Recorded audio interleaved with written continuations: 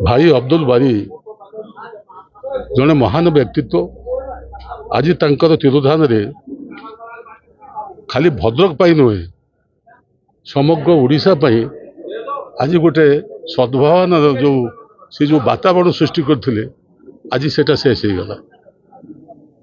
भद्रक पाई मुरबित्व जो थिला ता भी आमे किछि समय पाई आमे ताको मध्य हरैलु। एभली व्यक्तित्व हनीफ बाबू पदे आमे पाइबा कष्टकर थिला एवं आमे समस्ते जानती हिंदू मुस्लिम निर्विशेष समस्त भितर किभली सद्भावना रहिबो सेतिपाई से आप्राण चेष्टा करथिले। जोथिपाई एटी पुलिस आवश्यकता जेतिकी नथिला बारी बाबू आवश्यकता सेतिकी थिला एवं दीर्घ दिन धरी आमर जो मुस्लिम मजात अच्छी 14 महिला कमिटी तार सभापति हिसाब से निखुणतार सहित कार्य करने सहित तांकर दक्षतार जो परिचय पाइले सरकार तांको खाली सम्मानित कले ना जे श्रेष्ठ सद्भावना पुरुष हिसाब से तत्सहित जिते कौन आवश्यकता पड़ी पुलिस इंस्टीट्यूशन हो सरकार कौन गोटे जो मैंने नुआ नुआ कर्मचारी आसती तांको शिक्षादान करने बारी बाबू को डकरा जाए एवं से दायित्व दिया भद्रकवासी एक अपूर्णीय क्षति क्षति को भरण करने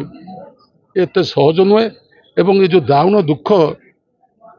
आम अंचल देगले से दुख को सह्य करने भद्रकवासी एवं परिवार भगवान आमको से शक्ति दियंतु। समग्र भद्रक सारा ओडिशा रे जो मुसलमान भाई हूँ हिंदू भाई मान हूँ समस्त आज दुखर खबर भद्रक रे जो भाईचारा जदि सारा ओडिशा रे जदि देखा जाए सब हाईएस्ट मुस्लिम पॉपुलेशन हूँ भद्रक रे एवं एठी जो भाईचारार जी एठी रखी सृष्टि करते भाईचारा सहित हिंदू मुस्लिम बांधि पारी सी जो सेतु आज भुशुड़ी पड़ी बारी बाबू सबुबले हिंदू मुसलमान भितर एक बंध भाव रही भाईचारा सृष्टि करी शांति श्रृंखला रक्षा कर चलते कथा उभय संप्रदाय लोक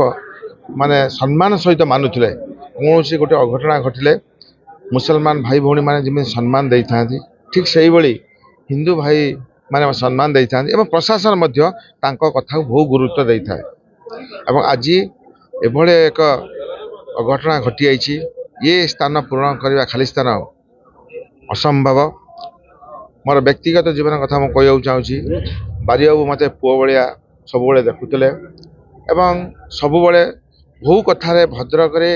ये विकास रे डेवलपमेंट रे बहु समय से मत डाकी मुझे बसी दुकान रे बसिकी आम कथा घर को आसी बस कथा केमी विभिन्न धर्मनिष्ठ हो से हिंदू हो कि मुसलमान हो कि से खाल पड़िया हो कि मेडिकल हो विभिन्न कथार से मेडिकल कॉलेज हो कि यूनिवर्सिटी बहु कथार आलोचना कर भद्रक सामूहिक